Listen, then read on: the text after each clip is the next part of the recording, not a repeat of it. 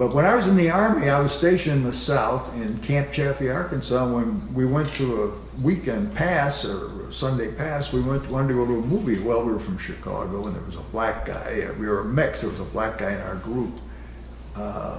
Aaron Love was his name.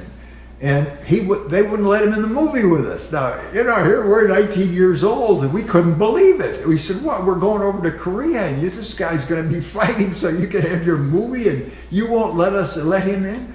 And this guy came out, and he had his collar turned up, and he was sweating, the manager of this movie, and he says, there's not a damn thing you boys can do about it. He's got to go to the movie down the street. And we told him, we said, listen, we're going to Korea. We're too busy to deal with you now, but we're going to change this. So we were 19, and we felt very strongly about it. I met him in 1962. I was with Time magazine. There were 6 of us, went to a city of our choice, and I chose Atlanta because I could have reached out and touched Dr. King. He was a man of calm and relaxed demeanor. He obviously, he had control of the situation, but he was not aggressive. He was very social meeting. And we all got to ask him various questions. But how can you ever talk about the high illegitimacy rate, crime, and picking people up by the bootstraps and so forth, which most preachers would do. And King was very engaging. He said, I believe that it's all economics. He said, once, no matter what color your skin is, if you're poor, these are the kind of things you fall into. You have these problems. And that once you get a better standard of living, these problems will all take care of themselves.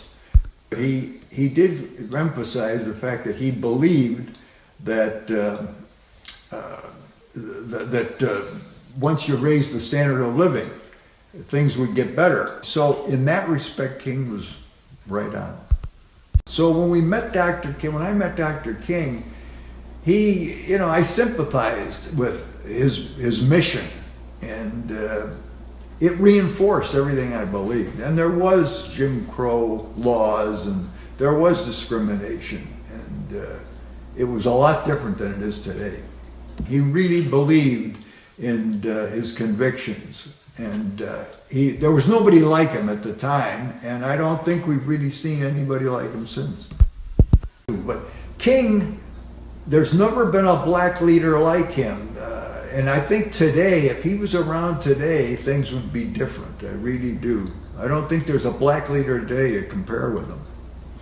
I think if he was around today, he would be irate at what has happened. He would be, in fact, I don't know if he ever would have been president, but he would have changed things because he commanded respect. He did. He had the power to change things.